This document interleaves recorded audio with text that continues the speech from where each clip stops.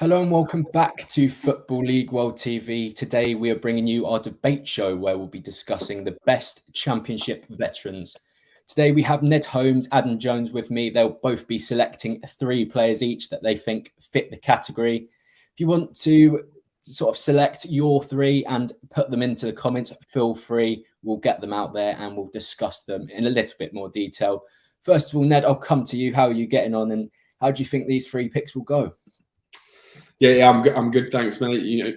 Just back from a sort of weekend away, and seem to have missed. Well, checked up on another sort of exciting EFL weekend. In terms of the picks, I feel like I'm fairly confident. Mine are a couple of, as we were just mentioning before, cheating slightly on the younger end of the veteran sort of spectrum, but ones are back nonetheless.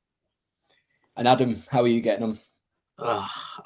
Coming off the back of 2 consecutive losses with Reading, I'm as good as I possibly can be. But yeah, I'm looking forward to this one. I think it'll be interesting to see what we pick and why. Well, fair play to you. Still got your colours on, and that's all we can ask for. We'll get straight into it with the first pick that both of you actually selected.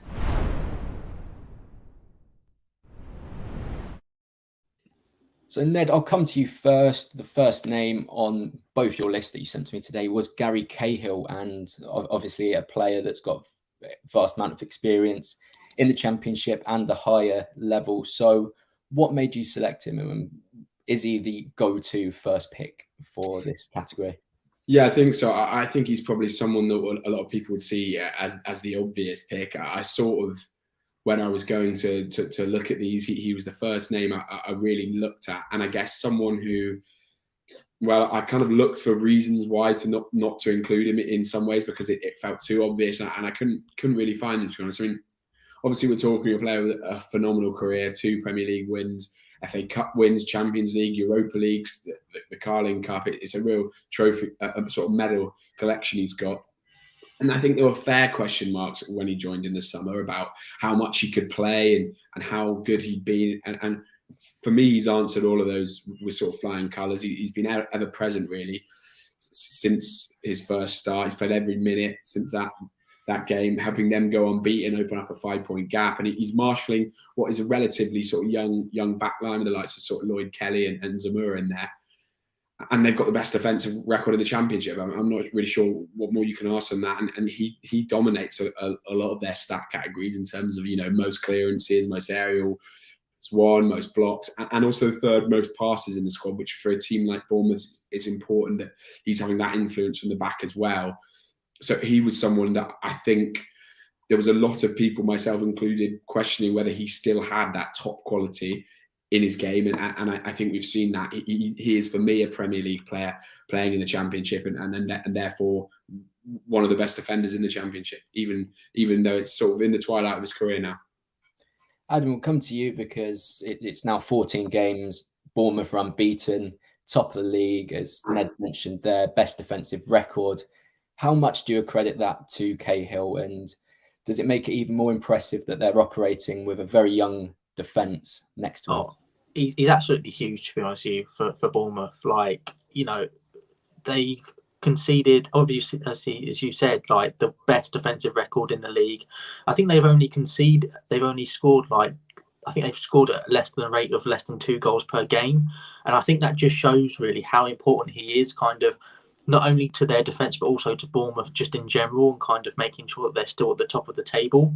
Because you can't always rely on the likes of Solanke to always step up every single game. And I guess you could say the same for Cahill as well, but he's kept a fantastic defensive record in there. I think Lloyd Kelly will only get better as his defensive partner in there.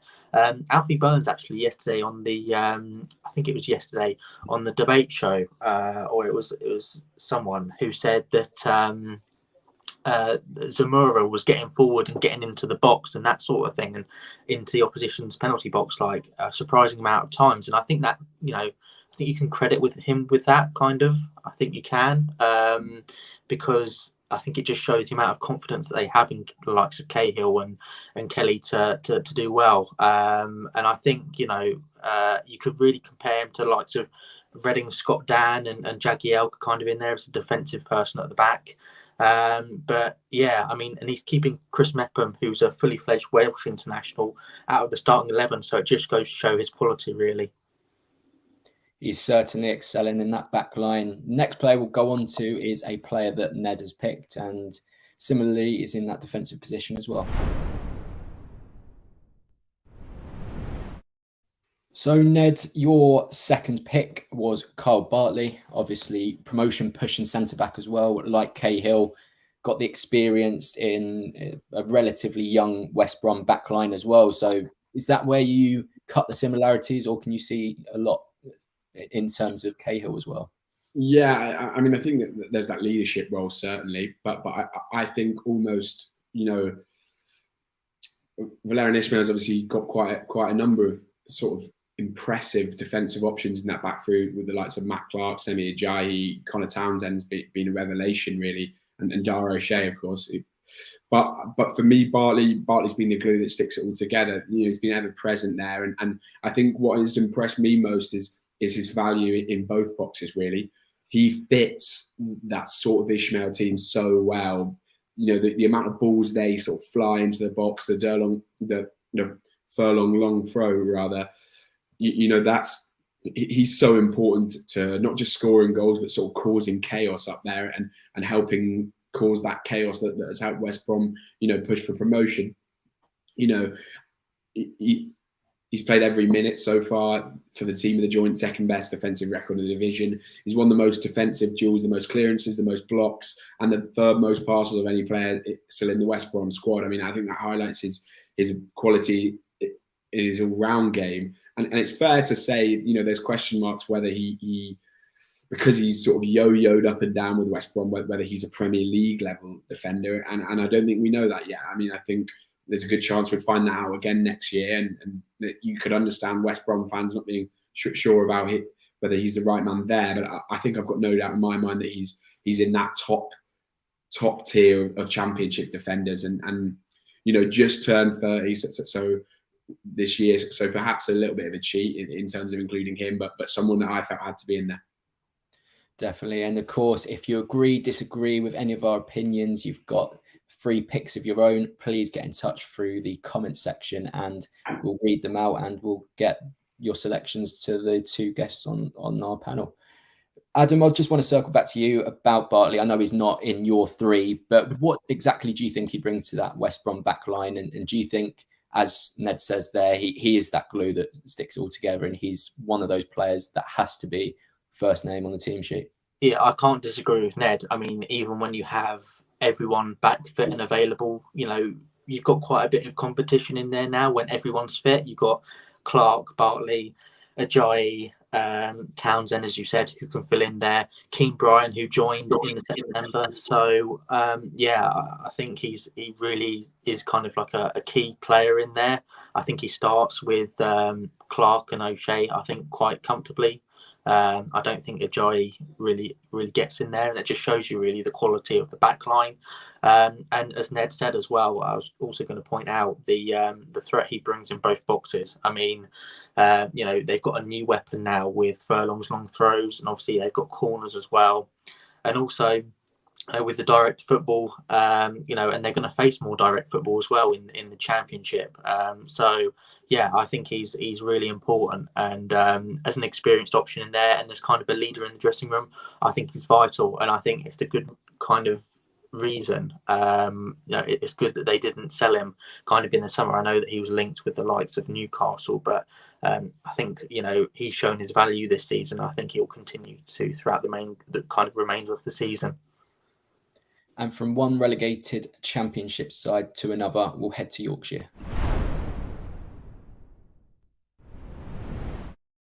So, Adam, for your second pick, you selected Billy Sharp. I think when you think of Championship veterans, he's got to be on that list. Goal scorer, just all-round brilliant forward in this division in the past. So, without sort of saying what I've just said there, what else do you see about him, and why is he a dead certainness? I mean, it's not so much his physical ability, but his mental ability. I think, as you said, Mr. Championship, I think. He missed, I think, the latter stages of last season with a thigh injury, and he had thigh surgery. and he had to really work his way back into the first team fold with the amount of competition that's in there with the likes of at least Musa, who's shown his value in the past few games.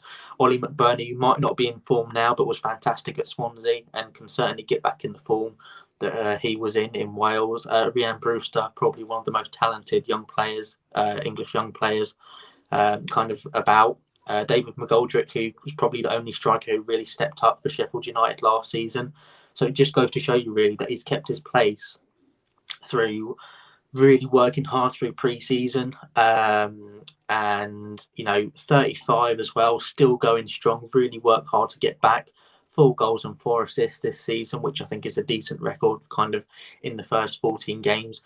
And he kind of stepped up really when others haven't, up until recently. Obviously, you've got the likes of McGoldrick and Musa who have in recent games, but in the early stages of the season, also, not only having the burden of the leadership role as captain, but also, improving on his own performance. So I think he's been fantastic and, really consistent as well. And I think that's the key to him. It's one of the leading championship goal scorers really of all time. And Ned, coming to you, as Adam said there, he's faced off a lot of competition. 35 years old, he's gone through different management, and he's still being selected, and it appears to be number one choice at the moment. So, how much does that speak about his ability? And do you agree there? It's his mindset as well that sets him apart from the competition. Yeah, absolutely. And I think, it's important to remember, I think a lot of people last season were probably thinking that might be what one of his last seasons with the Blades in playing an important role in the sense that he in their Premier League years, he perhaps didn't have the same importance, and he'd lost that step, that footing as really the key man, the talismanic figure at United that he was when he fired them up the divisions. So as you say, that mental fortitude to really be able to bounce back from that and just return, with real quality in front of goal and force his way back into the team, even post Chris Wilder, with a new manager in charge. He's clearly. It's not like it's just Wilder playing favourites or anything like that. He is someone that clearly Jokanovic thinks is his best option. And I think, as Adam said, there is so much talent, whether or not that's perhaps money well spent by Sheffield United. You can't deny how much talent that they've got in that striking unit, and yet he continues to be the main man. And I think that speaks volumes about him, both his footballing ability and his mental fortitude. I think Adam summed it up perfectly when he said Mr. Championship. But now we'll go on back to the Midlands and we'll speak about Graham Shinney.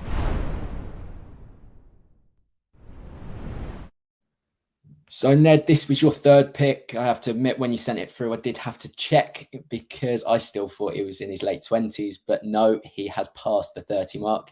What about Graham Shinney, Ned? Do you find that's helping Derby out? Is it his desire? Is it his ability on the ball? Is it a combination of things? What exactly do you think does he bring to the Derby midfield?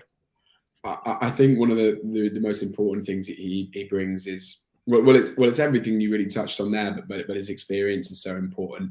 He's often playing in a youthful midfield that there's no doubt that players like Jason Knight, Louis Sibley, Max Bird have got an awful lot of talent, but they clearly lack experience. And with the chaotic off-field stuff that's going on at Derby, the fact he's marshalled that midfield so well and been such a leader is hugely impressive. But it's not just that. He's not just a figurehead or, someone in the dressing room, or, he's so important. And I actually think he's been Derby's best player by a little distance this season. Obviously, veterans like Phil Jagielka and Curtis Davies deserve a lot of credit for the impressive start of the season. They were names that I considered.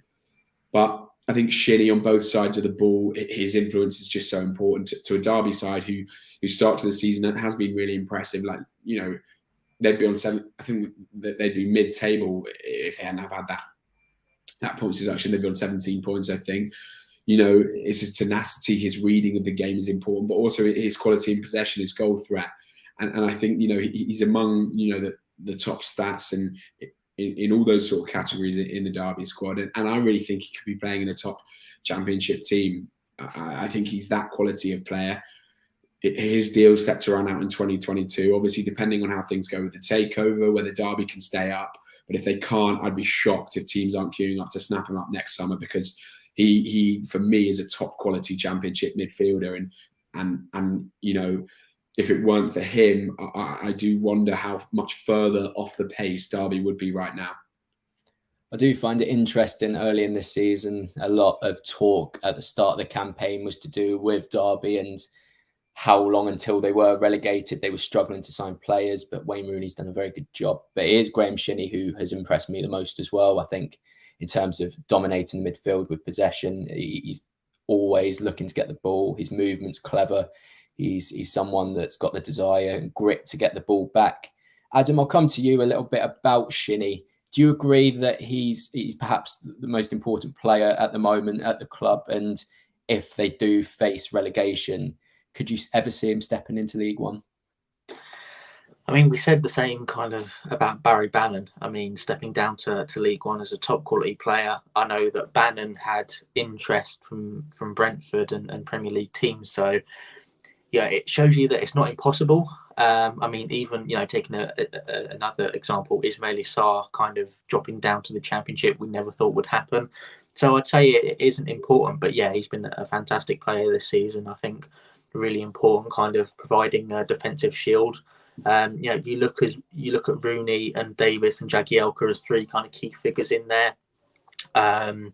But the manager can only do so much. The likes of Davis and Jagielka can only do so much. So yeah, I think he's kind of gone under maybe the radar a little bit because of the clean sheets, and you kind of focusing on the defence and maybe the goalkeeper because of that. But no, he's been fantastic, and hopefully he can now, after the Luton game, I'm sorry for mentioning this, Billy, that he scored 2 against Luton, but Derby scored 2 against Luton, but hopefully he can now make sure that he combines his game defensively as well as attacking going forward. And I think that balance between attacking versus defence, I think he'll be instrumental throughout that kind of, for that throughout the season.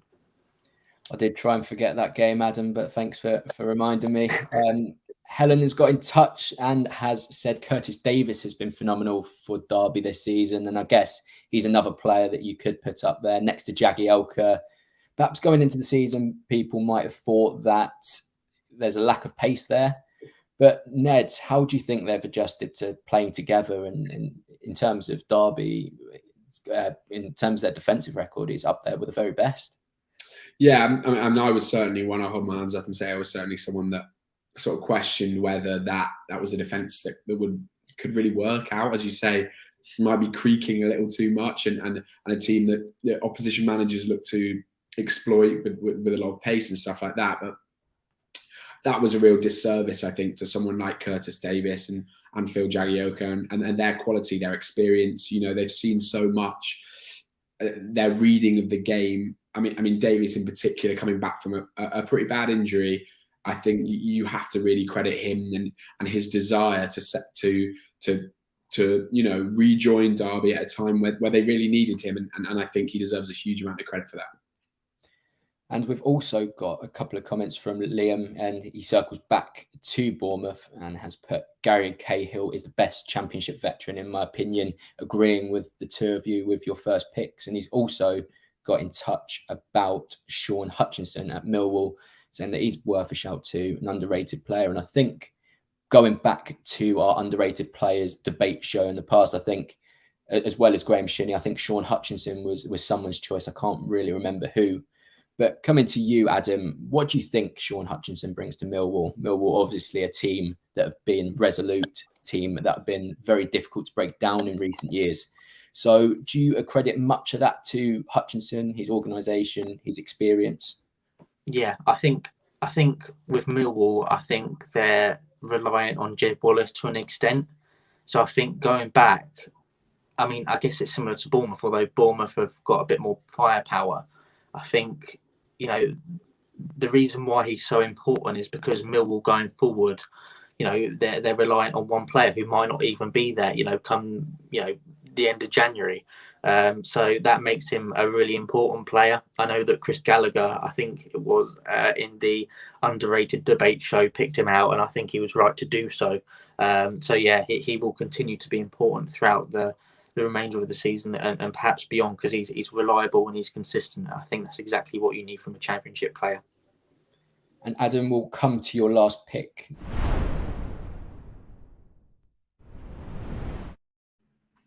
So your third and final pick, was Lewis Grabban of Nottingham Forest, another player that has scored a lot of goals for a lot of championship clubs and is an all-round sort of figurehead. When you think of the championship, he's a player that you do come to expect to actually play there.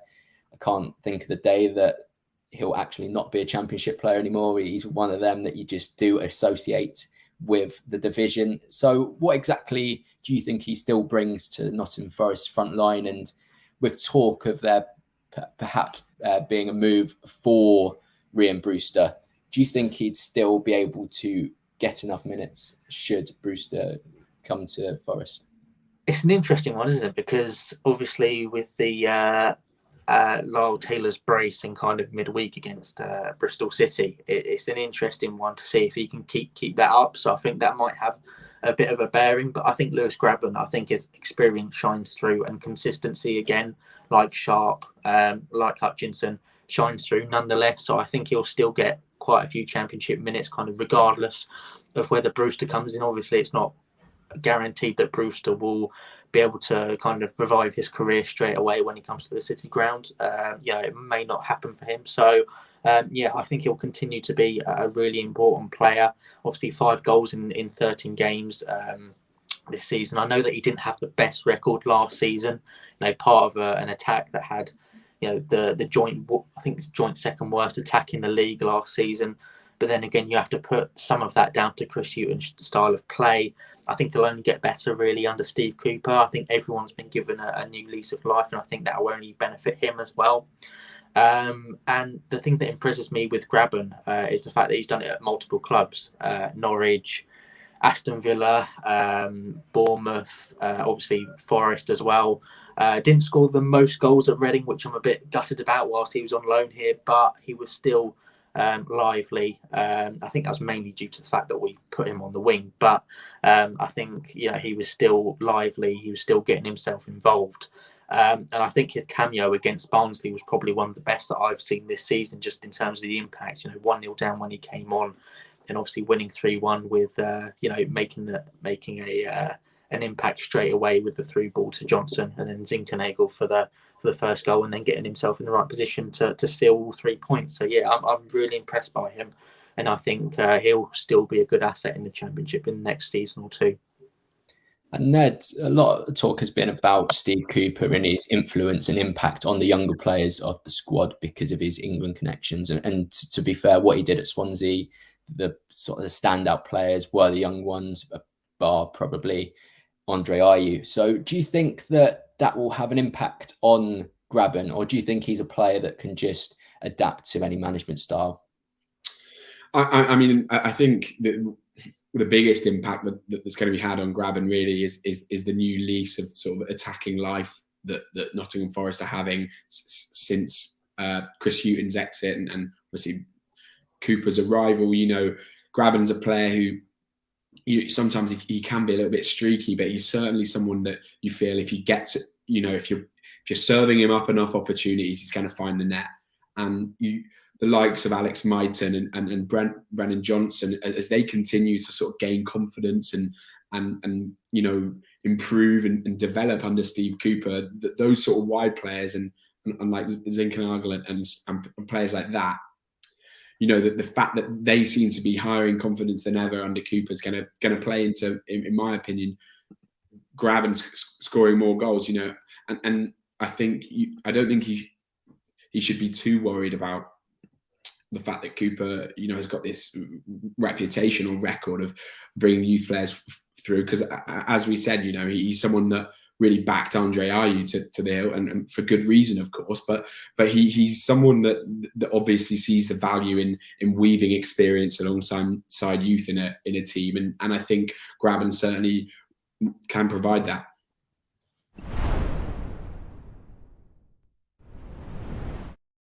Well, that is all we have for you in today's Championship Veteran Debate Show. But that is not all from Football League World TV today, as George Douglas will be joined by Marcus Ali and Toby Wilding at 2:30 for another debate show. But this time they'll be talking about the 3 players that they've selected as being too good for League One.